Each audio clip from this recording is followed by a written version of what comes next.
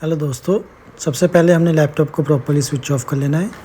फिर इसके बेस पे आप देख सकते हैं जो आपको स्क्रूज़ दिख रहे हैं, ये सब स्क्रूज़ हमने खोलने हैं। फ़िलहाल जो आप देख सकते हैं वो 4 स्क्रूज़ दिख रहे हैं आपको, और जो बाकी के स्क्रूज़ है वो जो स्टॉपर रबर है उसके नीचे है, वो भी हम आपको दिखाएंगे निकाल के। एक अच्छे मैग्नेट वाला स्क्रू ड्राइवर ले लीजिए। इस मॉडल में जो मदरबोर्ड है वो टच पैड पे फिक्स होता है, सो हमारा बेस है ये बाहर निकलेगा। ये आप देख सकते हैं स्टॉपर रबर को हमने ध्यान से निकाल लेना है, डबल टेप से स्टिक की होती है। बस ध्यान रखना कि ये टूटे ना स्टॉपर रबर। आपने दोनों साइड की रबर्स को निकाल के इसके नीचे आप देख सकते हैं आगे 3 स्क्रूज है और पीछे वाली साइड में 4 स्क्रूज है। इन स्क्रूज को भी हम खोल लेंगे। सभी स्क्रूज की साइज़ सेम है।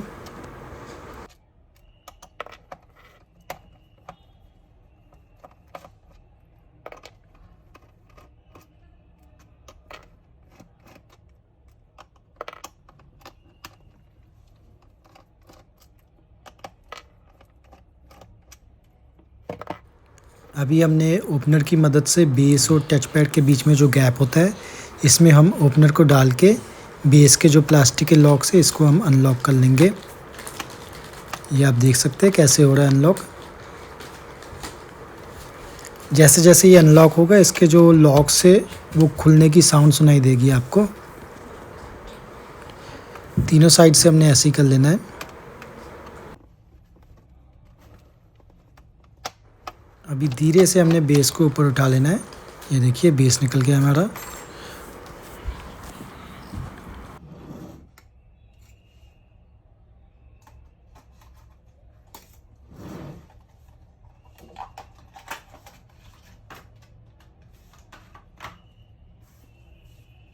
अभी आप देख सकते हैं ये बैटरी है इसमें, और ये हार्ड डिस्क है। इसमें वाईफाई कार्ड लगा हुआ है, रैम की सिंगल स्लॉट है, और प्रोसेसर, हीट सिंक और ये सीपीयू फ़ैन है। सबसे पहले हमने बैटरी को निकालने के लिए 3 स्क्रूज़ दिए, इनको खोलेंगे। इसमें M.2 SSD की भी ऑप्शन है।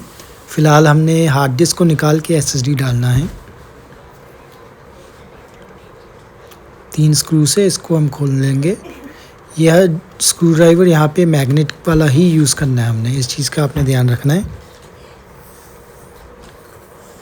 अभी हमने धीरे से बैटरी को ऊपर उठा लेना है कनेक्टर वाली साइड से, फिर स्लाइड करके निकाल लेना है। हार्ड डिस्क को हमने ऐसे ही बैक साइड से इसे ऊपर करना है और फिर स्लाइड करके निकाल लेना है। इसके आप देख सकते हैं इसकी केसिंग बनी हुई है, 2 स्क्रूज लगे हुए हैं। उन दोनों स्क्रूज को हम खोल लेंगे।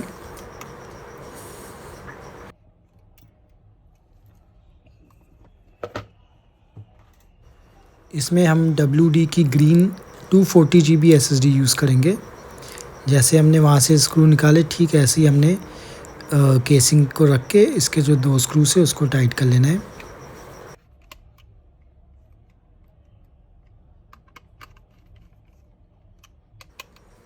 और ये आगे जो येलो कलर का स्टिकर है इसको निकाल देना है।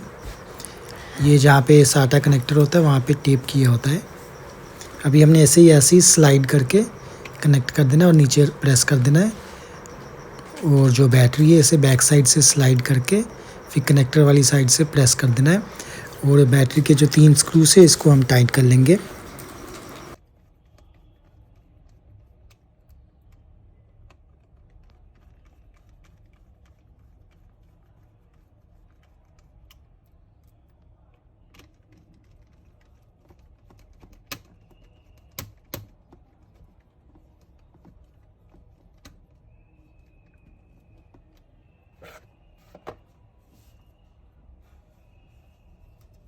अभी हमने बेस को फिक्स करना है। बेस को जस्ट इसके ऊपर रख के सभी साइड से प्रेस कर लेना है ताकि जो प्लास्टिक के लॉक्स है वो एक दूसरे के साथ अटैच हो जाए। जैसे जैसे लॉक्स अटैच होंगे आपको उसकी साउंड सुनाई देगी। अभी हमने बेस के सभी स्क्रूज़ को टाइट कर लेना है। शुक्रिया वीडियो देखने के लिए। सब्सक्राइब कीजिए हमारे चैनल को, और वीडियोस के लिए बेल आइकन को प्रेस कीजिए नई नोटिफिकेशंस के लिए। लाइक और शेयर ज़रूर कीजिए अगर आपको इससे कोई मदद मिली हो।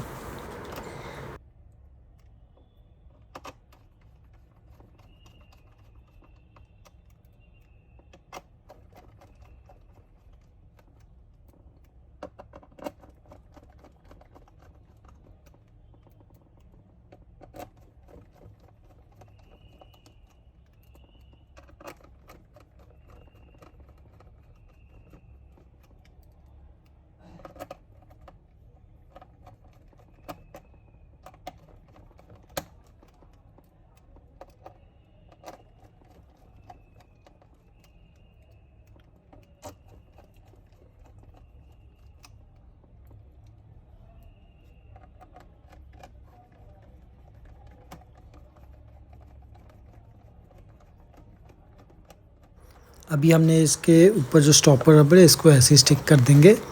इस पर डबल टेप लगी होती है स्टॉपर रबर के ऊपर। फ़िलहाल जो इसकी ग्लू अभी ठीक है तो ये स्टिक हो जाएगी। अगर इसकी ग्लू ख़त्म हो जाती है, नहीं स्टिक हो रहा, तो आपने डबल टेप लगा के फिर ये स्टॉपर रबर को स्टिक करना है। अभी हम लैपटॉप को स्विच ऑन करके चेक कर लेंगे। जो ये लैपटॉप है इसकी हमने बैटरी निकाली है। सो दोबारा जब बैटरी कनेक्ट करते हैं तो हमें सबसे पहले चार्जर को कनेक्ट करना पड़ेगा, फिर ये ऑन होगा। अगर हम चार्जर को कनेक्ट नहीं करेंगे तो ये ऑन नहीं होगा। तो हम चार्जर ले लेते हैं सबसे पहले।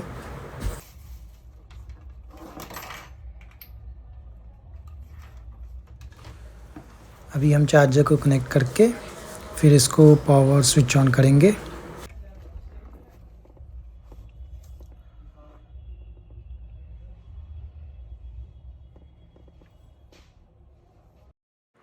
जैसे ये स्विच ऑन होगा तो ये सीमोस का एरर देगा कि आपका जो सीमोस है वो रीसेट हो चुका है, क्योंकि इसकी हमने बैटरी को निकाला है और इसका जो सीमोस है वो इसकी बैटरी पे ही है, अलग से कोई सीमोस सेल नहीं लगा इस पर। तो इसकी जो बायोस रीसेट हो जाती है। ये देखना, ये मैसेज देगा, हमने जस्ट एंटर मारना है और फिर प्रॉपर्ली नॉर्मल चलेगा। ये देखिए ऑन होता है, ये स्टार्टिंग में मैसेज दे रहा है कि सीमोस रीसेट हो चुका है। हमने जस्ट एंटर प्रेस करना है और ये नॉर्मली ऑन हो जाएगा। अभी हम इसके F10 बटन प्रेस करके इसकी बायोस में जाएंगे। ये देखिए, शुक्रिया।